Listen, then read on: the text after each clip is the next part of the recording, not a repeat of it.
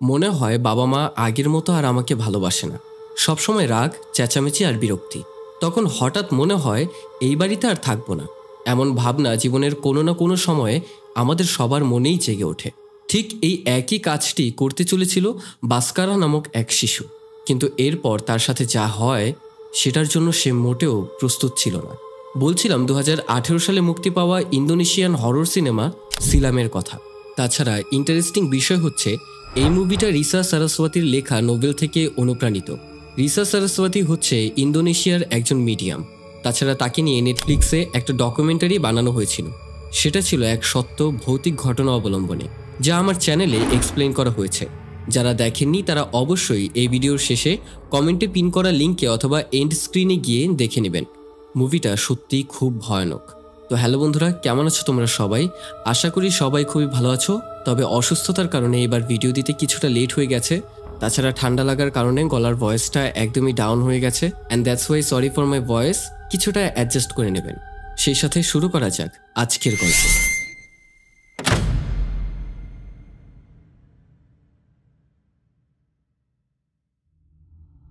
বাবার কবরের পাশে বসে বাস্কারা বাবার কাছে নিজের মনে জমে থাকা সব কথা বলছে। তার বেস্ট ফ্রেন্ডের কথা, স্কুলের কথা, মায়ের বিরুদ্ধে এক রাশ অভিযোগের কথা, সব কথা শেয়ার করে সে নিজের মনকে হালকা করে বাড়ি ফিরে যায়।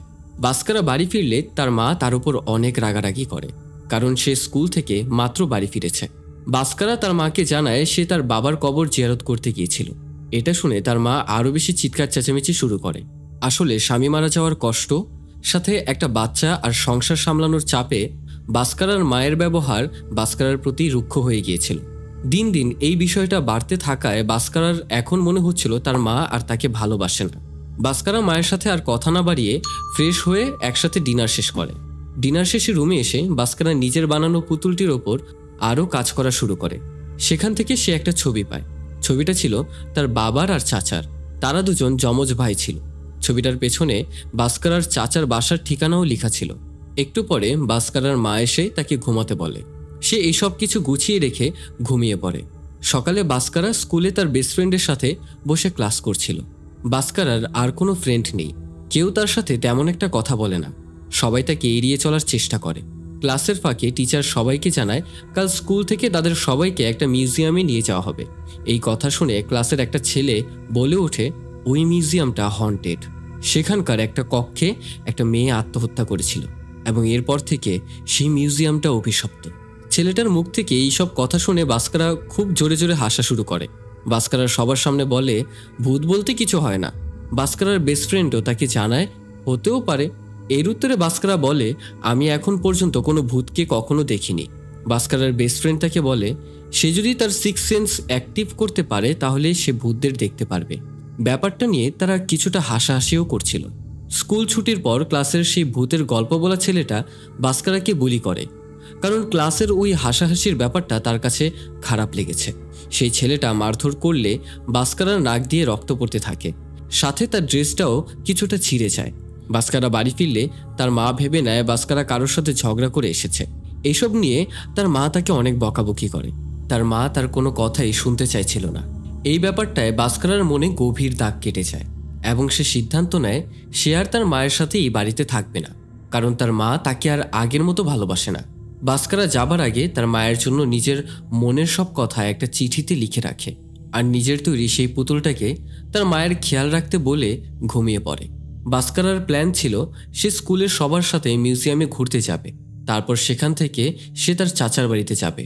সকাল সকাল স্কুলে চলে যায়। বাস্কারা মিউজিয়ামে ঘুরছে, খুব আনন্দও করছে। এদিকে বাস্কারার লেখা চিঠিটা তার মা খুঁজে পায়। অন্যদিকে মিউজিয়ামে মজা করতে করতে ওই বলি করা ছেলেটা তার বন্ধুদের সাথে মিলে বাস্কারাকে সেই কক্ষে আটকে রাখে যেখানে একটা মেয়ে আত্মহত্যা করেছিল। মেয়েটার আত্মহত্যার দড়িটা এখনও সেখানে ঝুলে থাকতে দেখে বাস্কারা খুব ভয় পেয়ে যায়। সে ভয়ে আতঙ্কিত হয়ে খুব জোরে জোরে দরজায় ধাক্কা দিতে থাকে, কিন্তু দুষ্টু ছেলেগুলো এইসব দেখে দাঁড়িয়ে দাঁড়িয়ে মজা নিচ্ছিল। এক পর্যায়ে বাস্কারা সেখানে ভয়ে জ্ঞান হারিয়ে ফেলে। কিছুক্ষণ পর ছেলেগুলো দরজা খুলে বাস্কারাকে অচেতন দেখে সেখান থেকে সবাই ভয়ে পালিয়ে যায়। বাস্কারার যখন জ্ঞান ফিরে তখন সে আত্মহত্যা করা ওই মেয়েটার আত্মাকে দেখতে পায়। ভয়ে সে ওই রুম থেকে বেরিয়ে এলে আরেকজন মহিলাকে দাঁড়িয়ে থাকতে দেখে। তার কাছে সে হেল্প চাইতে থাকে। পরে বাস্কারা বুঝতে পারে সেই মহিলাটাও একটা আত্মা। মিউজিয়ামে সব জায়গায় সে শুধু আত্মাদেরই দেখতে পাচ্ছিল। ভয়ে কোনো রকম সেখান থেকে বের হয়ে সে বাস স্টপে একটা মেয়েকে দেখে অনেক ডাকাডাকি করে, কিন্তু মেয়েটা তাকে ইগনোর করে। এরপর বাস্কারা ভাবে হয়তো সে তার সিক্স সেন্স অ্যাক্টিভ করে ফেলেছে, তাই হয়তো সে এইসব দেখছে। বাস্কারা তার চাচার বাড়িতে যাওয়ার জন্য একটা বাসে উঠে সিটের নিচে লুকিয়ে পড়ে, কারণ তার কাছে যাতায়াতের ভাড়া ছিল না। সে নিজের বাবার কবর জিয়ারত করতে এসেছিল, সেখানেও সে অনেক আত্মাদের দেখতে পায়। ভয়ে সে সেখান থেকেও পালিয়ে যায়। ম্যাপ দেখে খুঁজতে খুঁজতে বাস্কারা তার চাচার বাড়িতে এসে পৌঁছায়। দরজায় দাঁড়িয়ে বাস্কারার চাচা প্রথমে খুব গম্ভীরভাবে তাকে জিজ্ঞেস করে সে কে। বাস্কারা নিজের পরিচয় দিতেই তার চাচা অ্যান্টন তাকে আনন্দের সাথে আমন্ত্রণ জানায়। নতুন মেহমানকে পেয়ে বাস্কারার চাচিও খুব বেশি খুশি হয়। অ্যান্টনের পরিবারের সদস্য বলতে দুইটা যমজ মেয়ে ও স্ত্রী অ্যামি। সবাইকে খুব আনন্দে দেখে বাস্কারাও মনে মনে খুব খুশি হয়। তারা সবাই মিলে একসাথে ডিনার করে। ডিনার টেবিলে বাস্কারার চাচা কেন জানি বারবার কাশি দিচ্ছিল আর কিছুক্ষণ পর পর পানি খাচ্ছিল। বাস্কারা দেখলো তার চাচি মেয়েদের সাথে খুব সুন্দর করে কথা বলছে। সেখানে সে তার মেয়েদেরকে কোথাও ঘুরতে যাওয়ার কথা বলছিল। সেটা শুনে মেয়েরা খুব খুশি। বাস্কারা মনে মনে ভাবে এরকম একটা সুখী পরিবার যদি তারও হতো। তার বাবা মারা যাওয়ার পর তার মা তাকে এখন আর ভালোই বাসে না। ডিনার শেষে বাস্কারা তার চাচি অ্যামির কাছে যায় আর তাকে জিজ্ঞেস করে সে কি সবসময় তার মেয়েদের সাথে এত ভালোভাবে কথা বলে। অ্যামি তাকে জানায় সে সবসময় তার মেয়েদের সাথে এত সুন্দর ব্যবহার করে না, মাঝে মাঝে তার মেয়েরা দুষ্টুমি করলে তিনিও মেয়েদের উপর রাগারাগি করেন। বাস্কারা তাকে জানায় তার মা এখন আর তাকে ভালোবাসে না, সে শুধুই বাস্কারার সাথে রাগারাগি করে। বাস্কারা তার মায়ের আগের মতো ভালো আর নরম ব্যবহার খুবই মিস করে। অ্যামি তাকে বোঝানোর চেষ্টা করে আসলে তার মায়ের বিভিন্ন চিন্তা ভাবনা আর সমস্যার কারণে হয়তো সে এরকম করে, কিছুদিন পরে আবার সবটা ঠিক হয়ে যাবে। কিছুক্ষণ পর অ্যান্টন এসে বাস্কারাকে তার শোবার ঘর দেখাতে নিয়ে যায়। তারা দুজনে হাসি মুখে বাস্কারাকে জানায় সে এখানে যতদিন খুশি ততদিন থাকতে পারে এবং সেখানে বাস্কারাকে ঘুমাতে বলে তারা বিদায় নেয়। যাবার আগে অ্যান্টন বাস্কারাকে খুব মজার একটা জিনিস দেখায়। অ্যান্টন জানায় ঘুমানোর আগে তালি দিলেই রুমের লাইট অফ হয়ে যাবে, আবার তালি দিলেই রুমে লাইট অন হবে। এই ব্যাপারটা বাস্কারার কাছে খুব মজার বলে মনে হয়। এরপর সে রাতে ঘুমিয়ে পড়ে। মাঝরাতে তার ঘুম ভাঙলে সে কোনো একটা অতিপ্রাকৃত শক্তির উপস্থিতি অনুভব করে। সে লক্ষ্য করে দরজায় কেউ দাঁড়িয়ে আছে। দরজার কাছে গেলে সে দেখতে পায় সেখানে তার চাচাতো দুই বোন দাঁড়িয়ে আছে। তারা বলছে বাবা তাদেরকে পাঠিয়েছে এবং তাকে এটা জানাতে যে সে যেন রুমের বাহিরে বের না হয়। এই বলে তারা সেখান থেকে চলে যায়। বাস্কারা আবার ঘুমানোর চেষ্টা করলে কিন্তু এবারও সে রুমের মধ্যে কোনো এক অতিপ্রাকৃত শক্তির উপস্থিতি টের পায়। সে কিছুটা ভয় পেয়ে বিছানা থেকে নিচে নামে। রুমের লাইটগুলো ফ্লিকার করছে। নিচে নামতেই বাস্কারা আবার তার চাচাতো বোনদের রুমের ভেতরে দরজার সামনে দাঁড়িয়ে থাকতে দেখে। তারা এখনও বাস্কারাকে রুম থেকে বের হতে নিষেধ করে আর পরক্ষণেই হাওয়ায় মিলিয়ে যায়। সে বুঝতে পারল না তার রুমের বন্ধ দরজার ভেতরে এসেছিল কি করে আর গেলই বা কি করে। এরপর সে জানালা দিয়ে তাকাতেই একজন বুড়ো মহিলাকে দেখতে পায়। তার হাতে কিছু একটা ছিল। বাস্কারা তাকে ডাকার জন্য বেরিয়ে এলে সে তাকে দেখতে পেল না। কিছুক্ষণ পর বৃদ্ধ মহিলাটা কিছু জিনিসপত্র হাতে নিয়ে কোনো একটা রিচুয়াল করতে শুরু করে। সকালে সে অ্যান্টনকে দেখে নিজের ল্যাপটপে কাজ করছে। কাছে যেতেই বাস্কারা বুঝতে পারে ল্যাপটপটা আসলে অফ। তাহলে অ্যান্টন কি করছে? সে তাকে ডাকতেই প্রথমে অ্যান্টন অনেক গম্ভীর হয়ে থাকলেও মুহূর্তের মধ্যেই তার মুড পরিবর্তন হয়ে যায় এবং সে বাস্কারার সাথে কথা বলা শুরু করে। নাস্তার টেবিলে কাল রাতের একই খাবার দেখে। বাস্কারা একটু অবাক হয়। তারপর সে ভাবে অনেক সময় রাতের বেঁচে যাওয়া খাবার সকালে নাস্তা দেওয়া হয়, সেটাই হয়তো তার চাচিও করেছে। টেবিলে বসে সে একটা অদ্ভুত ব্যাপার লক্ষ্য করে। সে দেখে কাল রাতে খাবার টেবিলে ঠিক যা যা হয়েছে এখনও তাই হচ্ছিল। অ্যান্টন খাবার খেতে খেতে বারবার কাশছিল। অ্যানিও মেয়েদেরকে বেড়াতে যাওয়ার কথা বলছিল। সব কিছু ঠিক কালকে রাতের মতোই হচ্ছিল। এমনকি ঘড়ির কাঁটাটাও ঠিক 10টায় গিয়ে আটকে আছে। এইসব ব্যাপারগুলো সে খুব একটা পাত্তা দিল না। জানালা দিয়ে একটা মেয়েকে চলে যেতে দেখল আর নিজেও বাড়ি থেকে বের হয়ে পড়ে। বাস্কারা মেয়েটার পেছনে পেছনে যায় আর সামনে একটা ছোট মেয়ের আত্মাকে দাঁড়িয়ে থাকতে দেখে। সেই মেয়েটা বাস্কারাকে বলছিল সেও তাদেরকে দেখতে পায়, এটাতে তার কোনো সমস্যা হয় না। বাস্কারা ভাবছে সেই মেয়েটাও হয়তো তার মতোই সিক্স সেন্স অ্যাক্টিভ করে ফেলেছে, তাই সে মেয়েটাও হয়তো তার মতোই আত্মাদের দেখতে পায়। তারা দুজন একটা জায়গায় বসে গল্প করতে থাকে। মেয়েটা তাকে জানায় তার নাম আরিনা। বাস্কারা আরিনাকে জিজ্ঞেস করে সে কবে থেকে আত্মাদের দেখতে পায়। আরিনা জানায় খুব ছোট থেকেই সে তাদের দেখতে পেত। বাস্কারাও তার ব্যাপারটা জানায়। সে জানায় সে ওই মিউজিয়ামের রুমে জ্ঞান হারানোর পর থেকেই আত্মাদের দেখতে পায়। তারা যখন কথা বলছিল তখনও তাদের পেছনে সেই ছোট মেয়েটির আত্মা দাঁড়িয়েছিল। বাস্কারা আরিনাকে জিজ্ঞেস করে এসব দেখে কি তার ভয় লাগে না? সে নিজেই তো অনেক ভয় আছে। আরিনা বলে তার ভয় লাগে না, কারণ তার দাদি তার জন্য একটা তাবিজ বানিয়ে দিয়েছে। সবসময় এটা সে তার সাথে রাখে। এটা তাকে খারাপ কিছুর প্রভাব থেকে বাঁচিয়ে রাখে, তাই এখন আর ভয় করে না। আরিনাকে বাস্কারা তার সাথে ঘটে যাওয়া গতকালের সব ঘটনা জানায়, সাথে ওই বুড়ি মহিলার কথাও জানায়। আরিনা তার নতুন বন্ধু বাস্কারাকে তাদের বাড়িতে তার দাদির সাথে দেখা করতে নিয়ে যায়। আরিনার দাদিকে দেখেই বাস্কারা চিনতে পেরে যায় উনি সেই গতকাল রাতের বুড়ি মহিলা, যাকে সে তার চাচার বাড়ির গেটের সামনে দেখেছিল। আরিনার দাদি বাস্কারাকে বাড়িতে দেখে খুব রেগে যায়। সে বাস্কারাকে ধমক দিয়ে বলে, তোর সাহস কি করে হলো এই বাড়িতে আসার? এই ধরনের ব্যবহারে বাস্কারা এক দৌড়ে বাড়ি থেকে বেরিয়ে আসে। সে দেখতে পায় সেই গতকাল রাতের আরিনার দাদির রিচুয়ালের জিনিসগুলো তাদের বাড়ির সামনেই রাখা। বাস্কারা এইসবের পরে চাচার বাড়িতে ফিরে খাবার টেবিলে সবার সাথে খেতে বসলে দেখতে পায় আজও সেই একই খাবার যেটা সে গত 2 দিন ধরে দুবেলা খেয়ে আসছিল। এরপর বাস্কারা লক্ষ্য করে এই খাবারগুলো আসলে সেই খাবার যেগুলো আরিনার দাদি রিচুয়াল করে রেখে গিয়েছিল তাদের বাড়ির সামনে। তারপর খেতে বসে সেই আগের 3টি ঘটনার পুনরাবৃত্তি ঘটে। চাচার কাশি আসে, পানি খায়, চাচি বেড়াতে যাওয়ার কথা বলে, ঘড়ির কাঁটা ঠিক একই জায়গায় থেমে যাওয়া, সব একই। বাস্কারা বুঝে উঠতে পারছিল না এসব কি হচ্ছিল তার সাথে। এরপর বাস্কারা ঘুমাতে বিছানায় আসলে কোনো এক অতিপ্রাকৃত শক্তির উপস্থিতিতে তার ঘুম ভেঙে যায়। কেউ যেন তার গায়ের কাঁথা টেনে সরিয়ে দিচ্ছিল। বারবার রুমের লাইট অন অফ হচ্ছিল। এইসবের ভয়ে বাস্কারা ঘুমাতে না পেরে রুমের বাইরে চলে যায়। সেখানে বাস্কারা অ্যান্টন আর অ্যামিকে কিছু একটা নিয়ে কথা বলতে দেখে। বাস্কারা সেখানে গেলে তারা তার আগেই সেখান থেকে চলে যায়। নিচতলার রুমে আলো জ্বলতে দেখে সে রুম থেকে বেরিয়ে দেখে বাসার নিচতলায় কয়েকজন মেয়ে ছবি তুলছিল। বাস্কারা নিচে যেতেই সেখানে আর কেউ ছিল না।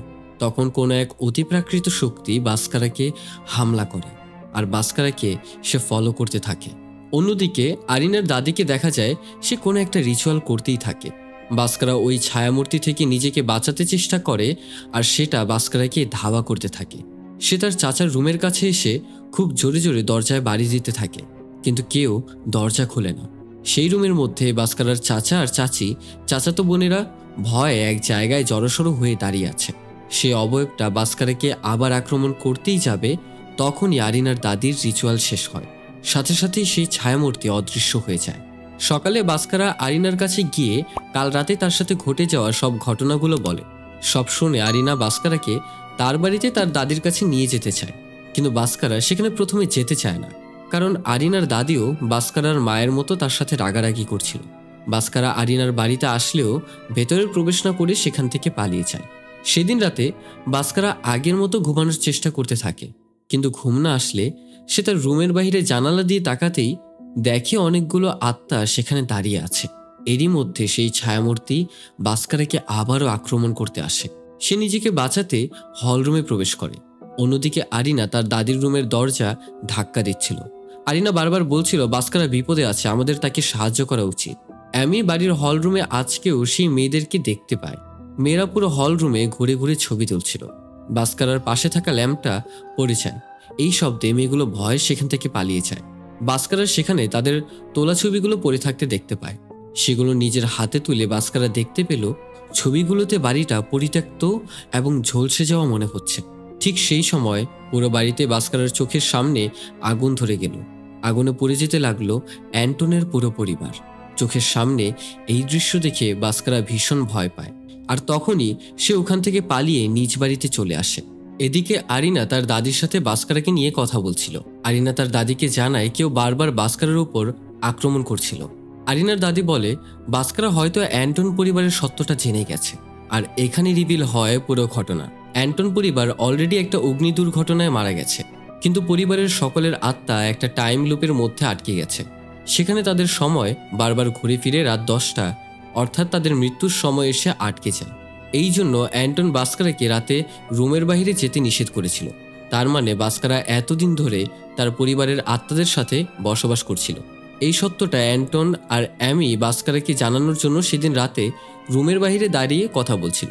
কিন্তু বাস্কারা যেহেতু বাচ্চা ছিল, এই ব্যাপারটা তাকে কি করে বোঝাবে তারা, এই বিষয়টাই তারা বুঝতে পারছিল না।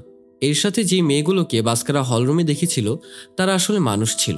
মেয়েগুলো এখানে আসতো এই বাড়ির ভেতরে যে ভূত বসবাস করে গুজব শুনে সেসব এক্সপ্লোর করতে, যেই গুজবগুলো আসলে সত্য ছিল। যখন বাস্কারার সাথে ধাক্কা লেগে ল্যাম্পটা পড়ে যায় তখন মেয়েগুলো ভূতের ভয়ে সেখান থেকে পালিয়ে গিয়েছিল। আরিনা যেহেতু আত্মাদের দেখতে পেত সেজন্য সে আগে থেকেই সবটা জানতো, কিন্তু সবকিছু জানার পরেও সে বাস্কারাকে এসব কিচ্ছু জানায়নি। আরিনার দাদি একজন শামান, উনিও আত্মাদের দেখতে পায় এবং বংশানুক্রমে এই ক্ষমতাটা আরিনাও পায়। বাস্কারা যখন ভয়ে নিজের বাড়িতে ফিরে আসে সে তার মাকে দেখতে পায় তার ছবি নিয়ে কান্নাকাটি করছে। বাস্কারা তার মাকে অনেক ডাকাডাকির পরও তার মা তার ডাকে সাড়া দেয় না। মনে হচ্ছিল যেন তার মা তাকে দেখতেই পাচ্ছিল না। তার মা বাস্কারার সাথে খারাপ আচরণের জন্য অনেক অনুতপ্ত। মায়ের সব কান্না দেখে বাস্কারাও নিজের ভুল বুঝতে পারে। মায়ের বিলাপ পাড়া কান্নায় এক পর্যায়ে বাস্কারা বুঝতে পারে সে আসলে মারা গেছে। সেদিন মিউজিয়ামে জ্ঞান হারিয়ে বাস্কারা মাটিতে পড়ে গেছিল, সেই মাটিতে পড়ার সময় একটা পেরেক তার মাথায় গেঁথে গিয়েছিল এবং বাস্কারা সেখানেই মারা গিয়েছিল। বাস্কারাকে রক্তাক্ত অবস্থায় পড়ে থাকতে দেখে ওই দুষ্টু ছেলেগুলো ভয়ে পালিয়ে গিয়েছিল। এই জন্য তারপর থেকে বাস্কারা আত্মাদের দেখতে পাচ্ছিল, কারণ সে নিজেই একটা আত্মা ছিল। সেদিন আরিনার দাদি নিজের নাতনির সাথে বাস্কারার আত্মাকে নিজেদের বাড়িতে প্রবেশ করতে দেখে চিৎকার করে উঠেছিল। ঠিক সেই সময়ে বাস্কারার বাড়িতে আরিনার দাদি বাস্কারাকে দেখতে আসে। স্বাভাবিকভাবেই বাস্কারার মা আরিনা তার দাদিকে ঘরে দেখতে পেয়ে তাদের জিজ্ঞাসা করলো তারা কে এবং তারা কি চায়। তখন আরিনার দাদি বলে বাস্কারার মা যেসব রিচুয়াল করেছে সে যেন সেগুলো বন্ধ করে দেয়, এর ফলে বাস্কারার আত্মা কষ্ট পাচ্ছে। এখানে আসলে বাস্কারার মা তার ছেলের মৃত্যু মেনে নিতে না পেরে শয়তানের সাথে চুক্তি করে নেয়। সে চাইছিল যে কোনো মূল্যে ছেলেকে জীবিত ফিরিয়ে আনতে। সেই শয়তান ভয়ঙ্কর ছায়ামূর্তির রূপ নিয়ে বাস্কারার আত্মাকে গ্রাস করে সে বাস্কারার রূপ নিয়ে আসতে চেয়েছিল তার মায়ের কাছে, কিন্তু এখন তো আর সেটা হলো না। আরিনার দাদি বাস্কারার মাকে বোঝায় যে চলে গেছে তাকে আর জীবিত করা কোনোভাবেই সম্ভব না। তার শয়তানের সাথে এই চুক্তি বাস্কারার আত্মাকে কষ্ট দিচ্ছে, সেজন্য শয়তানের সাথে এই চুক্তি বাতিল করে ফেলে। তখন পরিস্থিতির গভীরতা বুঝতে পেরে বাস্কারার মা সেই চুক্তি বাতিল করে, কিন্তু এত সহজে তো শয়তান মানবে না। সে এরপরই তাদের সবার উপর আক্রমণ করে। অবশেষে শয়তান বাস্কারার মাকে পজেস করে এবং সে সেখানে দেয়ালের উপর চলতে শুরু করে। আরিনার দাদি তাকে নামতে বললে সে হঠাৎ করেই তার সামনে চলে আসে। সেখানে আরিনার দাদি আরিনার গলা থেকে সেই তাবিজটা ছিনিয়ে নেয় এবং তার মধ্য থেকে কিছু একটা বের করে বাস্কারার মায়ের উপর ছিটিয়ে দেয়, আর সেই শয়তানটাকে বাস্কারার তৈরি করা পুতুলটার মধ্যে প্রবেশ করতে বলে, যেটা বাস্কারা তার মায়ের সুরক্ষার জন্য বানিয়েছিল। পুতুলটা যেহেতু বাস্কারার তৈরি করা ছিল তাই শয়তানও সেটার মধ্যে ঢুকতে বাধ্য হয়। আরিনার দাদি পুতুলটাকে হাত পা বেঁধে সিল করে নিজের সাথে নিয়ে চলে যায়, আর আরিনা বাস্কারার মায়ের কাছে আসে। বাস্কারাকে যেহেতু তার মা দেখতে পাচ্ছিল না তাই আরিনার মাধ্যম হয়ে বাস্কারা তার মায়ের সাথে কথা বলিয়ে দেয়। বাস্কারা জানায় সে তার মাকে খুব ভালোবাসে, আর তার মাও জানায় সেও বাস্কারাকে খুব ভালোবাসে, আর তার আগের ব্যবহারের জন্য বাস্কারার মা তার কাছে ক্ষমা চায়। বাস্কারা তাকে জানায় সে তাকে ক্ষমা করে দিয়েছে। এই বলে বাস্কারা তার মাকে শেষবারের মতো জড়িয়ে ধরে আর সেখান থেকে বিদায় নিয়ে চলে যায়। আসলে আপন মানুষগুলো সবসময় আমাদের ভালোবাসে আর ভালো চায়, কিন্তু পরিস্থিতির চাপে পড়ে অনেক সময় আমরা সেটা বুঝতে পারি না। কিন্তু আমাদের উচিত কাছের মানুষগুলোর সাথে সবসময় ভালো ব্যবহার করা, কারণ একবার কেউ দূরে হারিয়ে গেলে আর তাকে ফিরে পাওয়া সম্ভব না, যেটা কিনা বাস্কারা আর তার মায়ের সাথে ঘটেছে। এরপর আরিনার দাদিকে দেখা যায় নিজের সংগ্রহশালায় এই পুতুলটাকে যোগ করতে। যেহেতু তারা সামান পরিবার আর এটা তাদের পেশা, এজন্য এরকম আরো অনেক অভিশপ্ত বস্তু তাদের বাড়িতে আছে। দেখা যায় বাস্কারার সেই পুতুলটা বন্দি থাকা অবস্থায়ও নড়াচড়া করছিল। এতে বোঝা যায় ওই শয়তানটা আসলে অনেক শক্তিশালী। পরবর্তীতে কোনো বিপদ হয়তো আরিনা আর তার দাদির উপর আসতে চলেছিল। এরই সাথে শেষ হয় সিলাম মুভিটি। যদিও গল্পে কিছু প্লট হোল আছে, তবুও গল্পটার উপস্থাপনায় একটা সুন্দর মেসেজ দিয়ে গেছে, মানুষ থাকতে তার কদর করতে হয়। তো কেমন লাগলো মুভিটি? যদি আমার এক্সপ্লেনেশন ভালো লেগে থাকে তাহলে অবশ্যই ভিডিওটা লাইক করে দেবেন। চ্যানেলে নতুন হয়ে থাকলে সাবস্ক্রাইব করে পাশে থাকা বেল আইকনে অল সেট করে দেবেন। তাছাড়া কমেন্ট করতে কিন্তু ভুলবেন না। টিল দেন দেখা হচ্ছে নেক্সট কোনো এক ভিডিওতে। Good bye.